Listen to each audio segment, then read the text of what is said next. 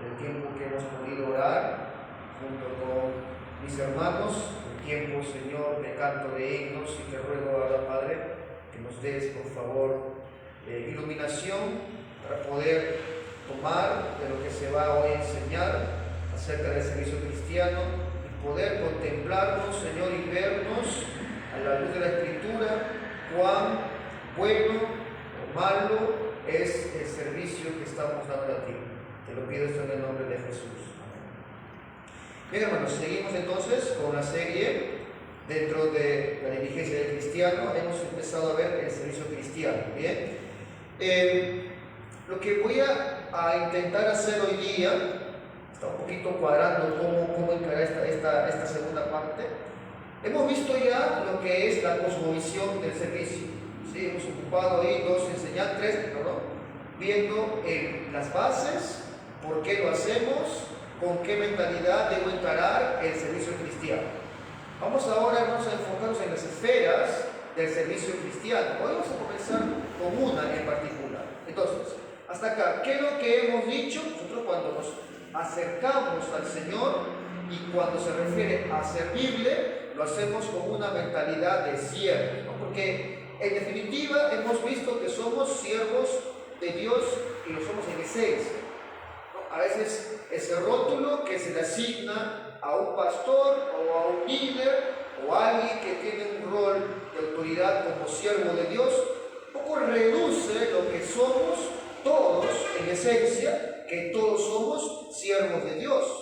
Significa eso que todos debemos servirle al Señor en todos los aspectos de la vida.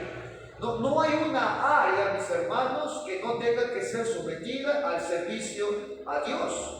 No puedo yo partir mi mente y pensar, mira, yo aquí le sirvo en esta área, pero aquí no. O aquí le sirvo mejor y aquí no. Ahora, eso se puede hacer, sí, pero al hacer algo como eso, es en perjuicio para el propio alma. Así que somos en esencia, todos somos siervos de Dios. Todo en nuestras vidas, hemos dicho, tiene un propósito. Por creación y por redención está el de servirle a Dios, el de glorificarle a Dios.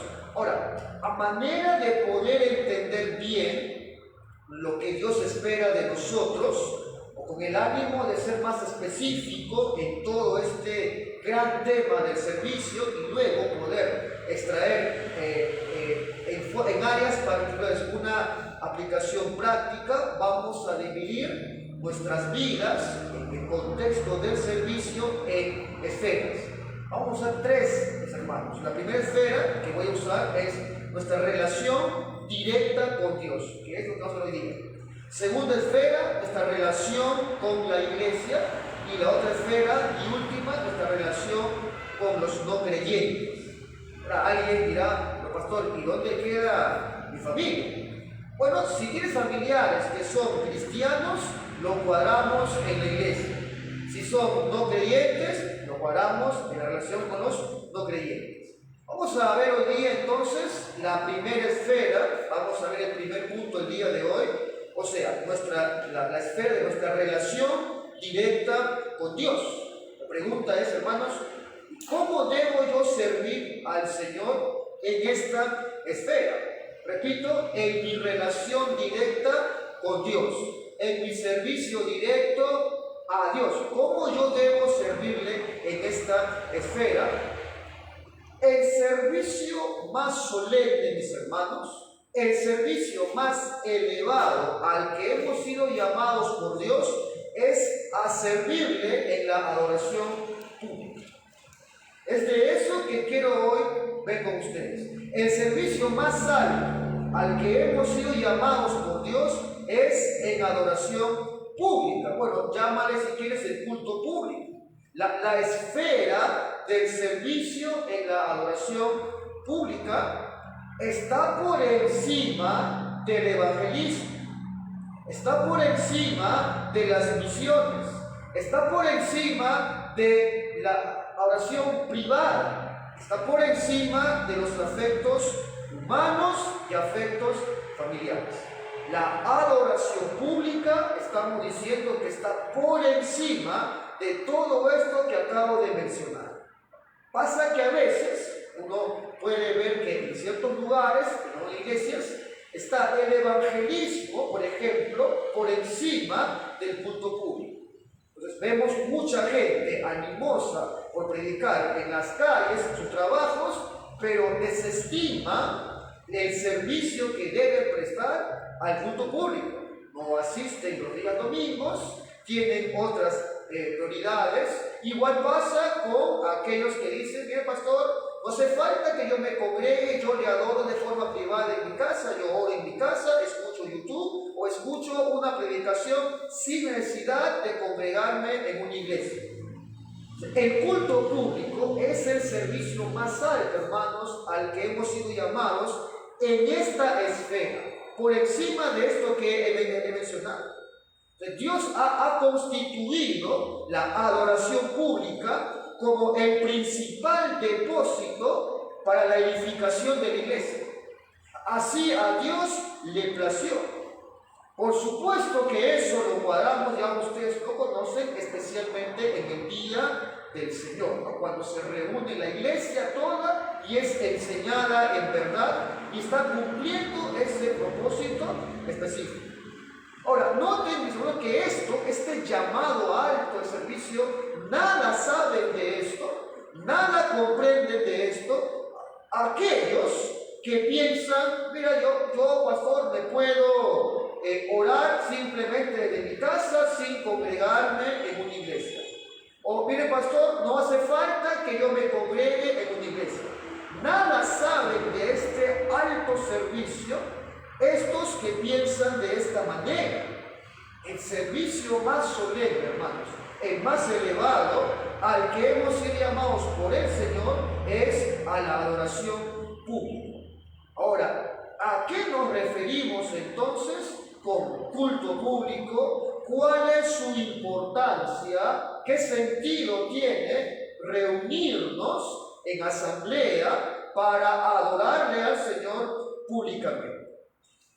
El culto público, la asamblea, el reunirse, el estar unidos en día del Señor, ha sido siempre, hermano, una característica de todos los siervos de Dios. Los siervos de Dios encontramos que siempre han buscado reunirse en asamblea y acercarse a su Padre Celestial. Vemos eso como una característica en todo siervo de Dios. Y ellos han sido enseñados a hacer esto por varias razones. Una, por ejemplo, porque haciendo esto dan testimonio público al mundo.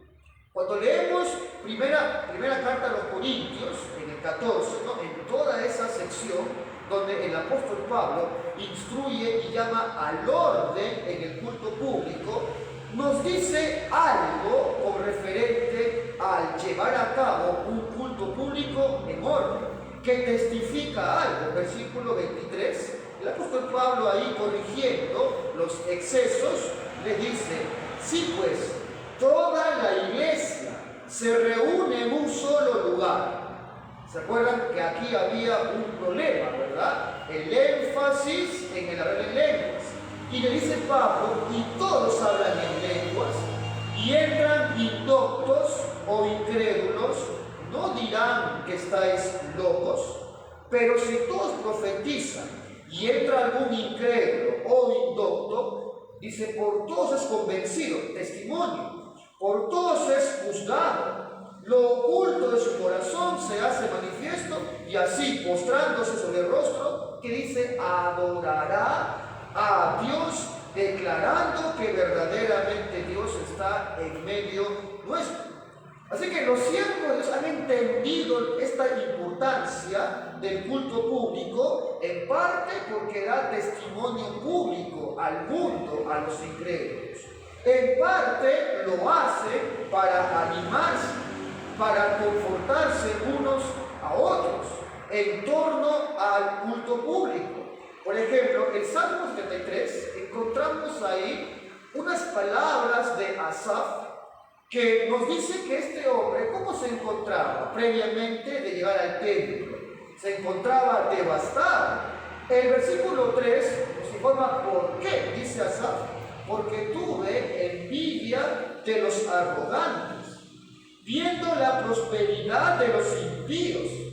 Y él empezó a sentirse acongojado, viendo que el impío prospera siendo perverso. Dice el versículo 4, porque no tienen congojas por su muerte, pues su vigor está entero. Versículo 5, no pasan trabajos como nosotros mortales y son azotados como los demás hombres. Cuando este hombre, Asaf, cambia la perspectiva de su congoja, versículo 17 de ese salmo, dice, hasta que entrando en el santuario de Dios, comprendí el fin de ellos. Versículo 25, ¿a quién tengo? Mira cómo cambia la congoja ahora por adoración, la tristeza ahora por alegría y confianza. ¿A quién tengo yo en los cielos sino a ti? Y fuera de ti nada deseo en la tierra. Mi carne y mi corazón desfallecen, mas la roca de mi corazón y mi porción es Dios para siempre. En parte también lo hacía para capacitarse, para prepararse para la asamblea general que será en el cielo. Hermanos, el culto público, lo que hacemos aquí domingo a domingo, es lo más parecido que uno va a encontrar en el cielo. Todas esas legiones de servidores que van a estar ahí delante de Dios adorándole, es lo más parecido a lo que perfectamente y débilmente hacemos en el culto público.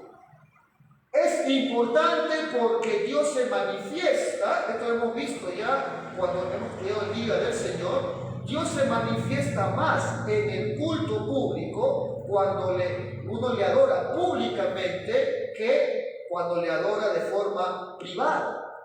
Pero sobre todo, los siervos de Dios siempre han buscado el culto público porque a pesar de todo esto hay una suprema razón, porque así lo estableció el Señor.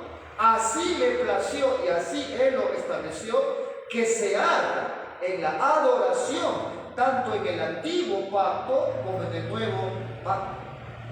Así que, ¿cómo debemos servirle, mis hermanos, en el culto público?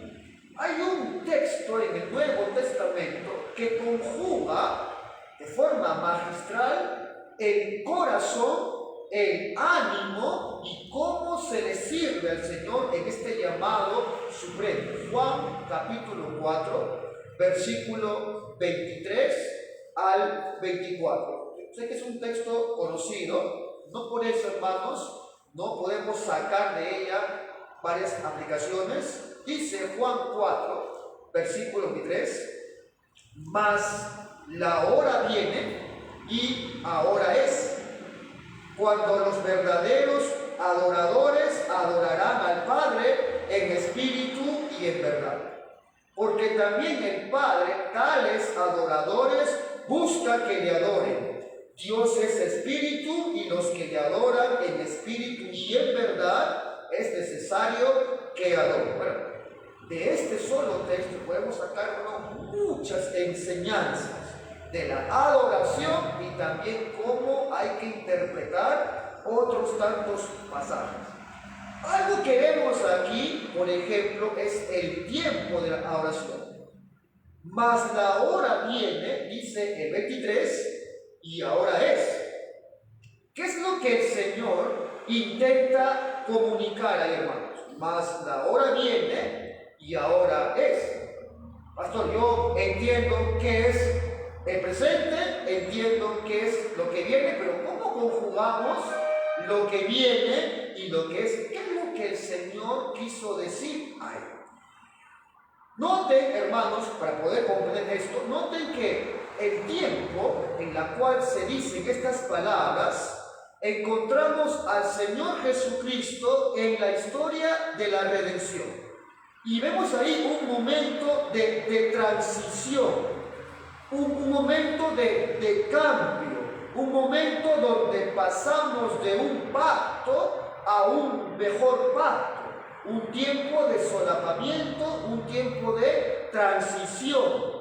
Bueno, y esto es clave comprenderlo para luego poder interpretar otros pasajes. Ahora, ¿a qué me refiero, hermano, con transición, con solapamiento entre un pacto que ya estaba por vencer y un pacto mejor que estaba por establecerse? Recuerde usted que cuando viene el Señor Jesucristo, la venida del Señor trae consigo una nueva etapa, ¿no?, en el desarrollo del plan de redención. Se va a pasar del antiguo pacto, vamos a pasar por la llegada del Señor al nuevo pacto. Pero este paso del antiguo pacto al nuevo pacto no es un corte brusco. No es que se acabó bruscamente el antiguo pacto y de inmediato inicia con todas las luces el nuevo pacto, sino que ese cambio se ve como una transición, ¿no? Hay un solapamiento entre ambos pactos, uno que ya está acabando, pero uno que está ahora empezando, ¿no? Hay un solapamiento entre ambos pactos. Hebreos 8 nos permite ver esta realidad. Versículo 6, Hebreos 8, versículo 6, vamos a tomar el 6, 7 y el 13, ¿ya?, para poder comprender esto que estoy diciendo. Dice Hebreos 8, versículo 6, pero ahora tanto mejor ministerio es el suyo, o sea, de Cristo hablando, cuanto es mediador de un mejor pacto, establecido sobre mejores promesas, porque si aquel primero, el antiguo pacto, hubiera sido sin defecto, ciertamente no se hubiera procurado lugar para el segundo. O sea, vemos ya, hermano, uno nota de una manera aún oscura que se está hablando de un pacto antiguo y un pacto nuevo, y que el antiguo tenía un defecto y debe ser quitado. Versículo 13, ahí mismo del 8. Dice luego Hebreos 8:13, al decir nuevo pacto, ha dado por viejo al primero, y lo que se da por viejo y se envejece, dice, está próximo a desaparecer. Entonces, vemos ahí, ¿verdad?, una transición entre ambos pactos. El antiguo está próximo, dice, a desaparecer. O sea, hay un periodo ahí de transición. No es que de inmediato se ve el cambio, ¿no? Hay un periodo ahí de solapamiento. Entonces, cuando Cristo se encarnó, vino en el antiguo pacto. ¿Cristo cómo llegó? En el antiguo pacto.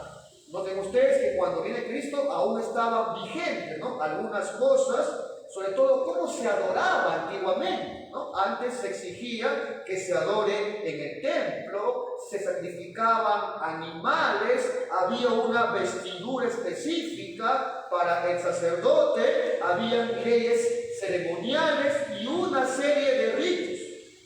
Viene Jesucristo en ese antiguo pacto, pero cuando Él viene, Él también trae el inicio de un mejor pacto. Así que vemos ese tiempo de transición. Otro ejemplo que puedo citar, que lo leemos continuamente cada vez que tenemos Santa Cena, 1 Corintios 11, versículo 25, por ejemplo, ahí puedes ver tú esa transición. Ese llegará, pero es a la vez. Dice el apóstol Pablo, hablando de la Santa Cena, como se instituye, 1 Corintios 11, versículo 25, nota esta. Capaz que lo hemos leído varias veces, pero no has notado este detalle. Asimismo, tomó también la copa, después de haber cenado, diciendo, esta copa es el nuevo pacto en mi sangre. Haced esto todas las veces que la bebiereis en memoria de mí. Nota esto, está diciendo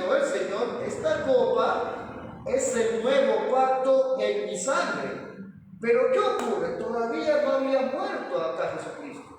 Entonces, notas esa transición, notas el mas la hora viene y ahora es, mas la hora viene, hablamos de los tiempos del Evangelio. El ahora es que Cristo ya estaba en medio nuestro. Ahora, todo esto con respecto a la adoración nos señala también una transición, una forma de adorar con elementos del Antiguo Testamento, ahora a una forma de servirle, de adorarle con elementos del Nuevo Testamento. Y vemos que esto, hermanos, este nuevo pacto tiene una adoración y que vemos que el Señor nos muestra que es un asunto de prioridad, es un asunto de elevada prioridad para nosotros, para todos los que estamos en el nuevo pacto. Mas la hora viene y la hora es. Ahora, ¿cuál es el interés de estos que le van a adorar? ¿Cuál es el interés de estos que le van a servir? Otra vez, mas la hora viene y ahora es. Y acá nos dice dos cosas importantes. Cuando los verdaderos adoradores adoran al Padre, como dicen hermanos, en espíritu y en verdad. Y aquí seguro que usted está llena su mente de información, porque algo que uno ha aprendido, ¿verdad?, cuando viene de otra iglesia, es justamente este pasaje, ¿no? ¿Cómo es adorarle de forma espiritual? Pero vuelvo a preguntar, ¿a qué se refiere el Señor con adorarle de forma espiritual? Si vemos el contexto, y por eso me tomé tiempo de explicarte, el ahora es y el tiempo viene, ¿cuál fue la pregunta que le hizo la mujer samaritana al Señor? Nuestros padres dicen que es acá en este monte, ustedes allá, ¿quién tiene la razón? O sea, ¿cuál es el lugar correcto? ¿Cuáles son los elementos correctos? Cuando decimos de forma espiritual, lo hacemos en el contexto espiritual, es una contraposición a un asunto meramente material. ¿Qué estaba en la mente de la mujer samaritana cuando se refería a adorar? Elementos materiales. Uno ve cómo se adoraba en el antiguo pacto, estaba cargado de elementos físicos, materiales, y había que tener una vestimenta tal, había que tener un cordero así, con estos detalles. O sea, era un énfasis físico, era un énfasis material. Pero ahora la adoración en el nuevo pacto es espiritual. ¿En qué sentido, hermano? En contraposición a un asunto meramente material.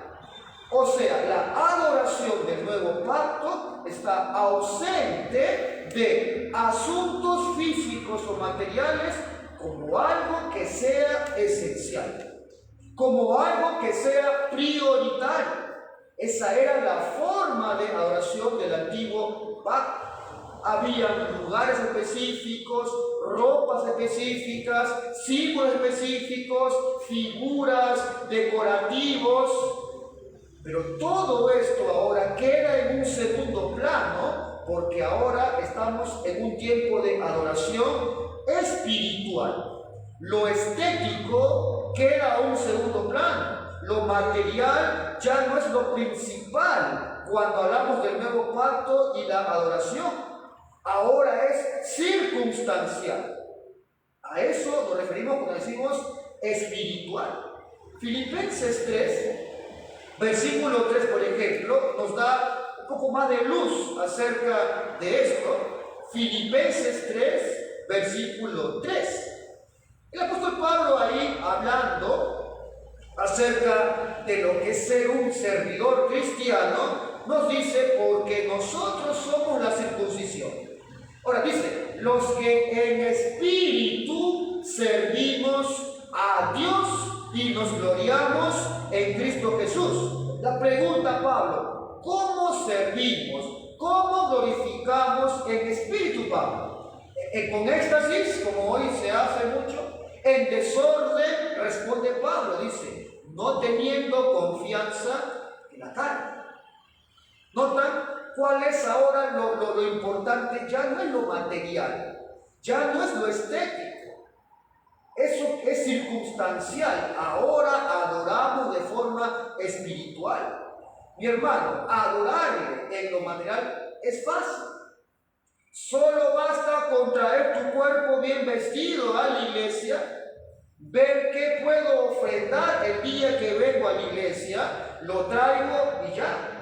Solo basta con estar preocupado de lo que hacemos, no en cómo lo hacemos.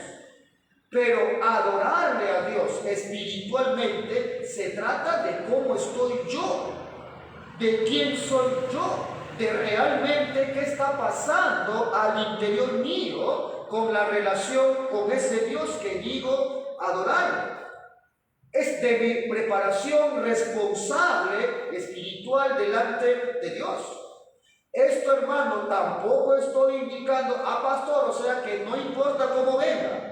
No importa cómo venga vestido, solo importa mi corazón. No, mi hermano, recuerda que lo de adentro suele reflejarse naturalmente en lo de afuera. Pero lo que estamos diciendo que es adorarle a Dios espiritualmente, tu servicio en el culto público no tiene esa prioridad en el símbolo, en lo material, en lo físico. Espiritual es la contraposición de lo material. Pero también algo más, mi hermano, adoración espiritual también implica una vida de santidad en tus relaciones. Ahora, pastor, ¿y qué tiene que ver mi relación con el servicio en el culto público? Cito un pasaje que también lo leemos cuando hacemos el responsorial. Miqueas 6, Miqueas 6, versículos 6 al 8. Ahí, hermano, también yo, de verdad, hoy me he demorado porque meditando en este solo pasaje me tomé toda la tarde. Acá hay muchísimo, hermano. Miqueas 6, versículos 6 al 8. Pregunta ahí, dice, ¿con qué me presentaré ante Jehová y adoraré al Dios Altísimo? Una pregunta que confronta, pero ahora mira estas preguntas que van desnudando ciertas conductas que se estaba haciendo equivocadamente adorándole a Dios, supuestamente. Dice, me presentaré ante Él con holocaustos, con becerros de un año. 7. Se agradará Jehová de millares de carneros o de 10,000 alrededor de aceite. Bueno, ¿puedes ver tú algo ahí? Acá habla de un servicio irreal. ¿Quién puede traer, mi hermano, millares de carneros para que le sirva al Señor? ¿Quién puede traer millares, miles de carneros como su pretexto de que viene el Señor, te adoro y mira todo lo que trae? Es un servicio irreal, pero también es un servicio corrompido. ¿Qué pretendían? O sea, ¿qué me estaba diciendo con esta pregunta? ¿Ustedes creen que me van a sorprender a mí trayéndome cantidad de carneros y aceite? Estos pretendían callar con una adoración fingida, irreal, corrompida. Querían callar al Señor con su generosidad. Si Dios me pidió 1 kilo de aceite, le traigo 1 millar. Si Dios me pidió un cordero, le traigo 1 millar. Ya estamos a mano, Señor. ¿Qué más me vas ahora a pedir? Ahora, ¿quién debe a quién? Ese era el pensamiento. Esa era la idea. Eso es presunción, hermano. Eso es alardear la adoración. Mire, pastor, yo soy el que más da en esta iglesia, así que conmigo pues se meta. Mire, pastor, yo soy el que más ofrenda en esta iglesia, así que a mí no me diga nada. Bueno, y esta actitud que presentaban en el servicio público, en el templo, en el día de asamblea, era pecaminoso. Luego hace la pregunta: ¿daré mi primogénito por mi rebelión? El fruto de mis entrañas. Bueno, esto es delicado, ¿eh? Por el pecado de mi alma. O sea, acá había un ánimo de autojustificarse, o sea, buscar otro sustituto, sustituir la adoración por otros medios. Bueno, ¿quién es el sustituto de mis pecados? Cristo. ¿Quién envió a ese Cristo Redentor? El Padre. ¿Y quién me une a ese Cristo? El Santo. O sea, ¿a quién yo debo adorar en el culto público? Al Dios Trino. Pero sustituir esa adoración por otro medio, por otro elemento o por algo que esté cautivando más tu corazón y te quite el tiempo destinado para la asamblea pública, te quite el esfuerzo destinado para la asamblea pública, o aún el dinero propio que uno ofrenda, hermano, estamos viendo que hay una sustitución en el compromiso de adoración. Ahora, la pregunta es, hermano, esta corrupción, ¿has meditado si se ve en tu forma de servirle a Dios en el culto público? ¿Eres tú, mi hermano, de los que adoras más tus paseos familiares, tus redes sociales u otra cosa que está por encima del culto público? Y mira el versículo 8 cómo cierra la idea. Oh hombre, Él te ha declarado lo que es bueno y qué pide Jehová de ti. Ahora mira la respuesta que nos deja sorprendidos. Uno, ¿qué esperaría? Bueno, pastor, yo creía que como habla de la adoración, no sé, nos hable de otras cosas más internas y nos habla de relaciones, nos habla que es lo que pide Jehová de ti, solamente a hacer justicia, a amar misericordia y a deshumillar. Tres cosas, dos primeras que tienen que ver con relaciones interpersonales, justicia, o sea, cumplir con los deberes requeridos, hacerlos en obediencia a Dios, lo que Él te dice, como Él lo dice y cuando Él lo pide. Justicia, mi hermano, es comportarse justamente con las personas en todas mis relaciones. Pastor, ¿y qué tiene que ver esto con la adoración? Si te estás preguntando esto, amado hermano, ¿qué tiene que ver mi relación con mi familia, con mi hermano? Si estamos en otro tema. Si esta pregunta está en tu cabeza, bueno, usted no sabe lo que es la adoración, o al menos no has entendido lo que es la adoración.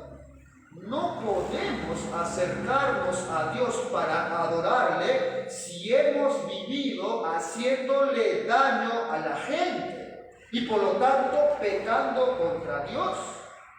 No podemos acercarnos, Señor, te adoro, cuando tus relaciones han sido dañinas, cuando depende de ti. No podemos, hermanos, hacer eso. 1 Corintios, versículo 11, versículo 17. También hemos leído esto en el marco de la mesa del Señor y hemos dicho, por ejemplo, ahí la lectura, lo leo en la versión de las Américas, pero al daros estas instrucciones no os alabo. ¿Por qué? Porque no os congregáis para lo bueno, sino para lo malo. ¿Y por qué se colgaba para lo malo? Lee atrás, habla de las relaciones. Cómo se estaban ellos relacionando con los otros. Así que ¿es usted, mi hermano, alguien justo? No, pastor. ¿Es usted una persona que cuida de su hermano? No. Entonces, al igual que los corintios, usted se reúne para lo peor y no para lo mejor. Si no hay un trato justo con sus hermanos, entonces no hay un servicio verdadero, hermano. Si no hay un trato justo con sus hermanos, no le adoramos verdaderamente. La justicia, dice el profeta, es necesaria para la oración. Luego habla de amar misericordia. O sea, aparte de cumplir lo requerido, debemos alegrarnos, debemos estar contentos en sabernos o en poder hacer el bien a los hermanos que están sufriendo y hacerlo de buena gana, hacerlo de buen ánimo, responsablemente y hacerlo de buena gana. No es solamente haz misericordia, dice ama misericordia. Es hacer y amar lo que hacemos, o sea, hacerlo de buena gana. Mi hermano, ¿en qué le puedo ayudar el día de hoy? Mi hermano, ¿cómo puedo transformar tu sufrimiento en algo bueno? Hermano, ¿cómo puedo hacer este día al menos que sea mejor para usted? Amar, dice, la misericordia. No es solamente hacer buenas obras, sino que sea celoso de buenas obras. Algunos esperamos que se nos atraviesen las buenas obras, ¿no? Que yo estoy en mi camino y se me presentó, ¿no? una oportunidad de hacer una buena obra. Bueno, acá la idea es buscarla. Acá el punto es buscar hacer buenas obras. Así que un servicio verdadero, alguien que de verdad le adora al Señor y le sirve, es un amante de la misericordia. Y luego dice, humillarte ante tu Dios. Bueno, no puedes tú entrar con altivez delante del Señor. Nunca puedes acercarte a Dios con soberbia. Pastor, ¿pero de qué me habla? La soberbia de no querer arrepentirse de sus pecados. No podemos venir con esa soberbia. ¿Cuántos están viniendo domingo tras domingo sin arrepentir sus pecados? ¿Cuántos vienen domingo tras domingo sin humillarse ante Dios, sin pedir perdón de sus pecados, ni dejarlos, ni arrepentirse de sus pecados? Nos habla de humillarte ante tu Dios. Así que el verdadero adorador anda en humildad, como Él así lo ha mandado. Adorar con orgullo, la Biblia lo llama idolatría. 1 Samuel 15, versículo 23. Adorar con orgullo, mi hermano, la Biblia lo llama idolatría. 1 Samuel 15, versículo 23, nos dice ahí, porque como pecado de adivinación es la rebelión, y como ídolos e idolatría la obstinación. Ese que no quiere arrepentirse, ese que no quiere humillarse, le significa, dice la Escritura, idolatría. Así que todo esto conjuga a adorarle en espíritu. Ahora, ¿qué significa adorarle en verdad? Una adoración, tu servicio en el culto público que sea según la palabra del Señor. O sea, adorarle a Dios bajo sus principios. Tú no puedes servirle a Dios de cualquier forma. Yo no le puedo a Él adorar de cualquier forma. Y esto, hermanos, se debe comprender muy bien. Los que han estado en la escuela bíblica a lo largo del mes anterior y parte de este mes han visto este principio al cual me voy a referir brevemente, el principio regulador, el principio que regula la adoración. Bueno, algunos ya conocen en líneas generales a qué me refiero con esto, pero tal vez para alguien sea aún nuevo. ¿Qué es, mi hermano, el principio regulador de la adoración? Es una norma o un conjunto de normas que regula la adoración, aquella que presentamos nosotros al Señor, en especial en el marco del culto público. Es las normas que notan la Escritura que nos enseñan cómo nos acercamos a Dios, de qué manera y qué hacemos en el culto público. Hay elementos distintos, eso ya usted lo puede revisar en lo que hemos estudiado previamente. Hay elementos distintos que componen un culto público. Cada culto desde día domingo tiene sus elementos. Ahora, no podemos nosotros agregarle nada que no esté amparada por las Escrituras. Nada que a usted le guste y así a usted le encante y usted la pase muy bien con eso, no se puede agregar. ¿Qué pasa cuando uno está en una iglesia que no tiene este principio? ¿No? Ve elementos distintos, agradables, y llega, por ejemplo, a este lugar y no ve aquello y ve otra cosa, otros elementos. ¿Cuál es la diferencia entre un lugar y el otro? El principio regulativo. El principio que regula, mi hermano, la adoración. Adorarle a Dios tiene que ser bajo sus propios preceptos. Adorarle a Dios tiene que ser algo que brote o que sea deducible de la Escritura, que esté en armonía con la Escritura. Cuando Dios creó el mundo y todo lo que hay en el mundo, hemos dicho que lo hizo para su gloria.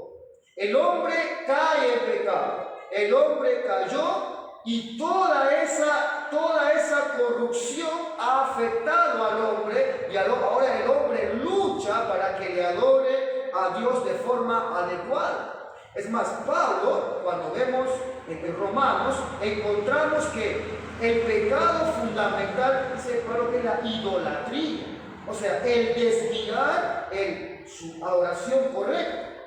Pero luego que uno viene al Señor, luego que uno es regenerado, luego que uno es rescatado por el Señor, somos cambiados, nos enfocamos ahora en Dios. Dios pone en tu alma el deseo correcto ahora de adorarle a ese Creador, a ese Redentor. Sin embargo, ese deseo nuevo que está ahora en el creyente debe ser guiado por la palabra de Dios. Porque si no es guiado por la palabra de Dios, será guiado por tus propios deseos o experiencias o algún modelo nefasto que podamos tomar. Y eso, hermano, lleva a cualquier tipo de problemas y aún desenfrenos. El principio regulador nos enseña que en el culto público lo que Dios pide en su palabra es permitido, es lícito, pero lo que no ha pedido está prohibido. Si la Biblia no lo dice, está prohibido dentro del culto público.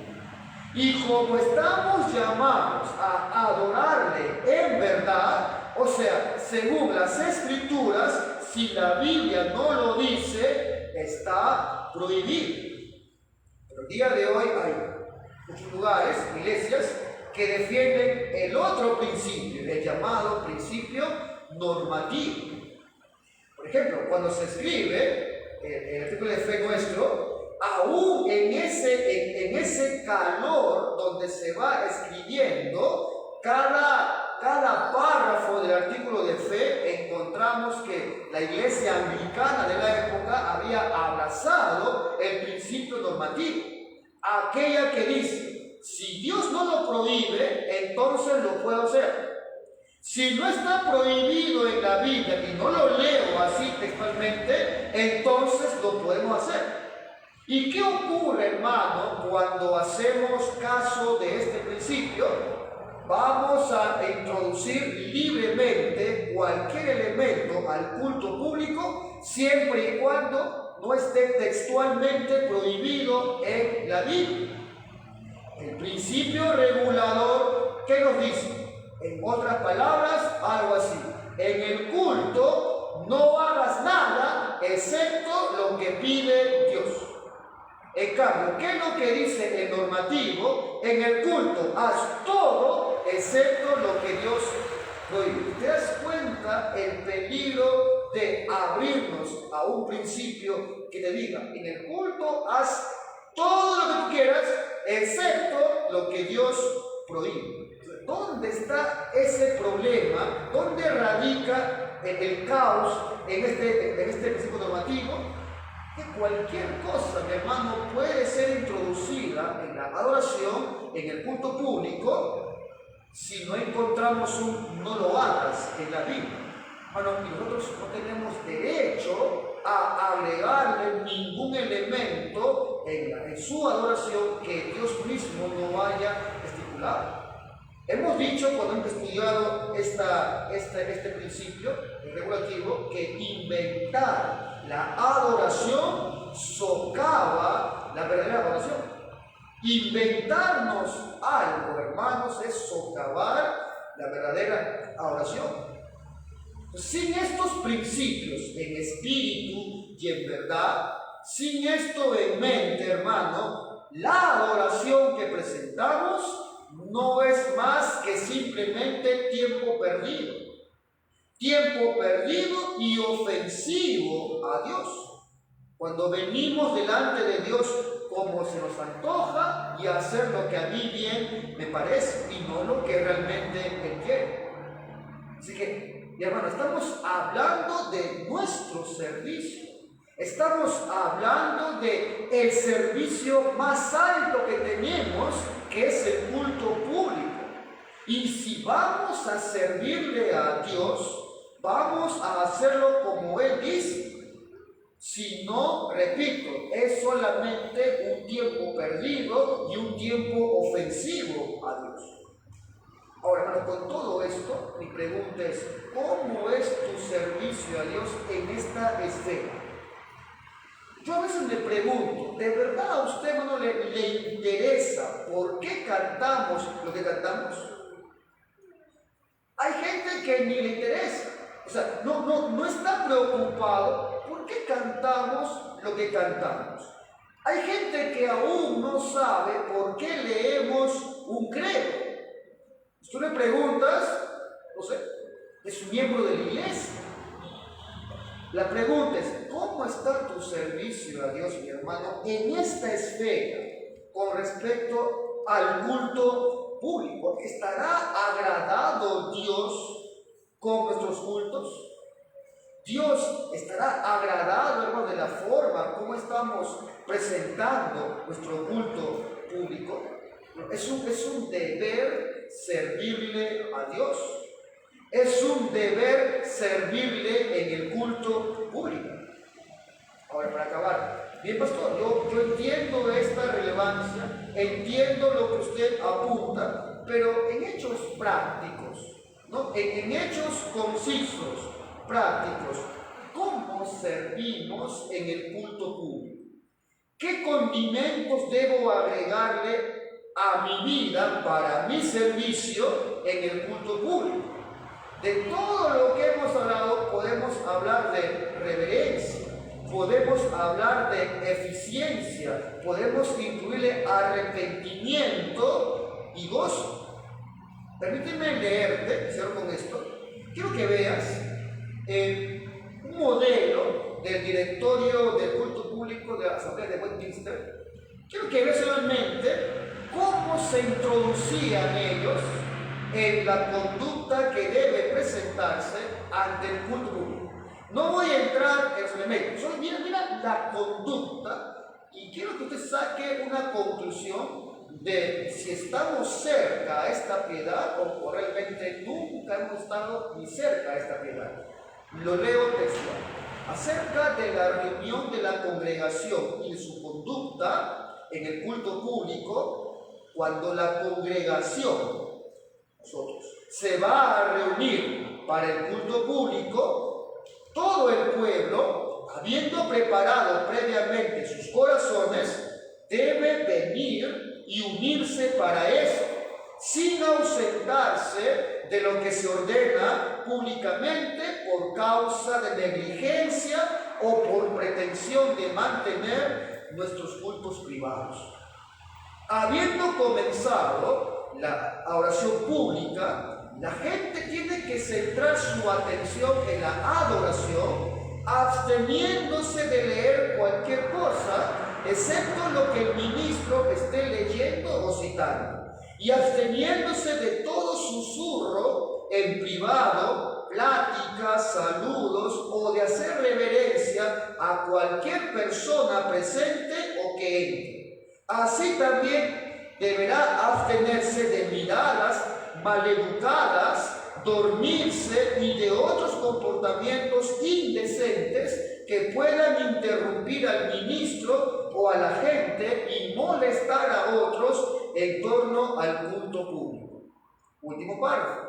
Si cualquiera, por necedad, no puede estar presente desde el principio, no debe, cuando llega a la reunión, dedicarse a sus devociones privadas, sino con reverencia sosegarse para unirse con el resto de la congregación en la ordenanza de Dios que se está llevando a cabo en ese momento.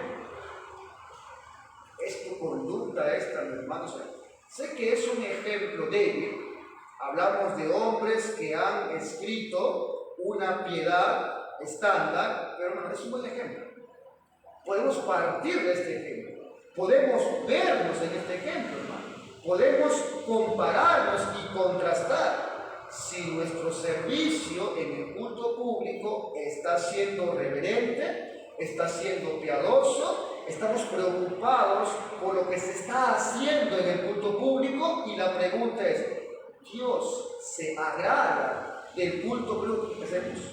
¿Dios se agrada no realmente del servicio que presentamos domingo tras domingo en el culto público? Oramos. Amado Señor, te agradecemos por esta porción de la enseñanza. Hemos iniciado, Señor, esta esfera, o una esfera de la adoración y del servicio, que es la adoración pública. Es el servicio más elevado a la cual estamos llamados, Señor, por ti. Te ruego, Señor, que en especial sé que este aspecto ha sido bombardeado, ha sido, Señor, debilitado, ha sido aún puesto en tela de juicio si es correcto llevarla con tanta reverencia o piedad, que muchos, Señor, han flaqueado en este aspecto. Muchos, Señor, han dejado de ver que esto es parte del servicio cristiano. Muchos simplemente están enfocados en el ¿qué más puedo hacer? ¿En qué puedo contribuir? Pero no han visto en el culto público un llamado al servicio. Señor, por favor, ayúdanos a volver a recobrar, Señor, la solemnidad del culto público, no solamente en su liturgia, que en buena medida, Señor, estamos yendo a eso, sino en el por qué lo hacemos, en el qué corazón estamos presentando y cómo nuestro servicio, Señor, está llevándose a cabo. Te ruego, Señor, que nos ayudes, te lo pido esto en el nombre de Jesús.